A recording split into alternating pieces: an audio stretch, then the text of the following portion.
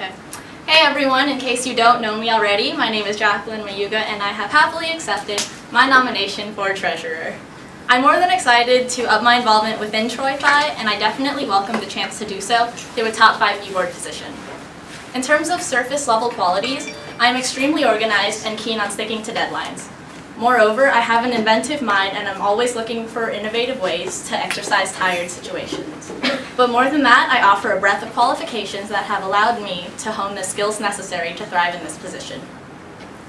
Professionally, I have ample experience working both over and within teams, individually and with superiors.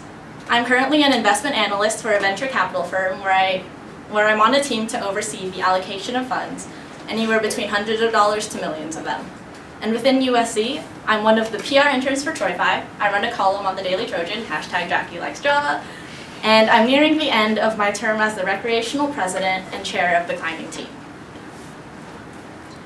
In my climbing e-board position, I assisted in the implementation of Crush Week, a week-long recruitment and fundraising initiative that increased our dues-paying membership at a 7x multiple and our bank account to a similar but more confidential one. That being said, I'm confident that within the next semester, I will bring similar growth opportunities to Troy Phi. While the treasurer is constitutionally defined with 3 major responsibilities, I'm a firm believer that you get whatever you put into your work. And I plan on being a highly involved and cooperative board member and going beyond the call of duty. From the insight that I've gathered, the most prominent issues on the monetary side of Troy Phi lie in communication, pecuniary focus or lack thereof, and fundraising. The first 2 things are, in my opinion, easily fixed with due diligence. Not only am I willing to increase budget transparency to the board, but I also feel like moving that on to their general members. I feel like when you give people knowledge about where their money is going, not only are they more willing to pay those dues and fees, but they're excited to pay them. A bigger emphasis on event budgets also needs to be set into place. We need to know how much money we have and where we can put it. And we also need a safety net in the events of emergencies. For instance, the other interns and I are currently in the middle of planning our intern event, which you should all go to next week, and I talked about that earlier. But while the ideas we have were rolling around pretty well and they were all excellent, we kind of brushed aside the monetary issues until they were brought up. And that was just adding unnecessary inefficiency to our progress. Like, you literally cannot have an event if you don't know if you can afford it. I plan on alleviating this issue with having an itemized list of approved expenses prior to events, and I also plan on having standardized documents that allow event planners to do that with like as minimal work on their part as possible. So it would all be on me. As the treasurer and the financial head of the organization, I would have an integral role in nearly everyone's experience in the club. That being said, I would like to have a more hands-on role in the club's fundraising enterprises. I would love to see the implementation of a more defined fundraising committee that I would be responsible for. I plan on having that committee brainstorm fundraising events, approach alumni, and gather sponsorships alongside me. And as a former art and current math major, I can safely call myself an analytical creative who is both left and right-brained. So I'm creative enough to think of successful fundraisers from conception to execution, as I did with the climbing team. And I'm also logical enough to work through the operational and administrative tasks inherent to the position. With that said and done, I hope you find my qualifications and experiences useful to the position, and I look forward to potentially serving you in the upcoming semester.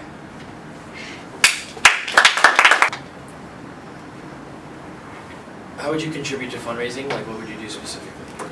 More on the ideas that I already had in place, especially in terms of having the fundraising committee be implemented. I would definitely love to have like a set list of ideas prior to the semester beginning, and I would definitely love to see those have like not just the straight list, but an expansion on how those would actually be implemented. Okay, what were the problems that you like mentioned in fundraising specifically? There was a lack of transparency in terms of budget, so we literally did not know how much we needed to fundraise or like why and where that money was going. And then one of the bigger problems we had was just fundraising in general. Like, we're used to having smaller fundraisers where we raise $100-200 or so, but we need something more concrete where we can get in sustainable amounts of money. Whoever's asking questions, could you please get a little closer to the camera so it can hear you? Yeah, talk louder. Let's say we don't have money. What do we do? Well, one, I would definitely have it in my preemptive plan to have money. That's a start. So one, why don't we have money? So that's an issue that needs to be addressed in its own. Second, if we don't have money, then we do one of these fundraisers. Like, it's pretty clear that the point is to raise funds. So we would definitely need to start planning a fundraiser that had exceptional margins beyond cost and profit. What would an example of that be? I find that a really effective but novel fundraiser that I haven't really seen anyone do yet is like a lip sync battle style show. So you would charge admission and you would charge like a participation fee, kind of in the same way we did with the beer pong tournament. And then you would open it up to externals, non-Troy Phi members, and Troy Phi members. And since it's like a lip sync battle, it's more open to others since you don't actually have to be talented in anything. And with that, it just opens it up to like way more people that can actually participate, and it's fun to watch, and it's really cost effective.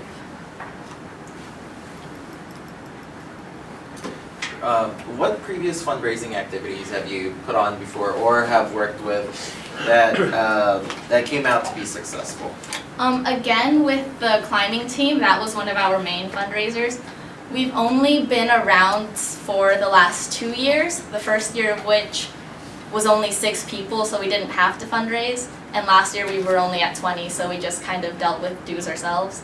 But this year, with a team of 72, we were able to do that Crush Week, which is kind of a play on like Greek Crush Week.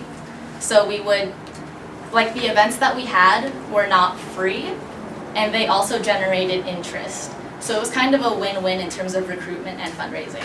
Can you elaborate a bit on what activities are happening during Crush Week? Then we had an introductory movie night where we watched climbing movies at the climbing gym. The second, we were able to work out a deal with our sponsoring gym and have them host a discounted night so that team members could actually experience the gym itself. And then third, we had our beginner's trip, which was an outdoor trip that did cost money for both drivers and participants, both new and already in the club. And that just kind of tacked on to the existing fundraising that we had. I have 2 questions, one pertaining to fundraising. Let's say you planned out the fundraisers you're going to have for the year. Let's say if they're all large scale, 3 to 4. And one of the ones that you planned had a goal of, let's say, $1,000, maybe $1,000. And then you find out 2 weeks or a week before that it can no longer occur for whatever reason. Like maybe it was, maybe the people that you were trying to work with just fell through outside of the organization. And that was like a big part of your fundraising goal for the semester. What would you do? Depending on the nature of the event, if it was like, depending on the issue at Let's say it hand, was recycling for tailgate. First, like, why did it fall through? Is this a hypothetical? They decided they're not going to have people recycle on this date. Okay, well in that case, with that pre-semester list of fundraising ideas, we could generate and begin to start planning for one of the other ones that would bring in a similar amount of money. Or in the event that, if it wasn't like say a recycling thing and it wasn't like an event, we would have to, potentially we'd have to scale it back. I wouldn't say cancel it because fundraising is definitely necessary and we do need to have it, but if it costs more to have it on that same day, then you just need to push it back, scale it back, and reschedule. And then one more question. What would your method? This will be the last question. Okay. What would be your method to reimburse members, e-board members, or general members in TP in a timely fashion? So depending on the budget that we have now, I would have an allocation of funds set for reimbursements. This would be my number one priority because even with the previous experience that I've had, I know that people just don't get reimbursed or they get reimbursed later than they should. Again, with that allocated fund, we should be able to, depending on, again, the size of the budget and how much we can allocate to each member of the board, I guess, or just to the e-board fund in general. And otherwise, we would just have to kind of do it in order of priority of event, amount, and when they needed it. So it would be more on the side of who we're indebted to.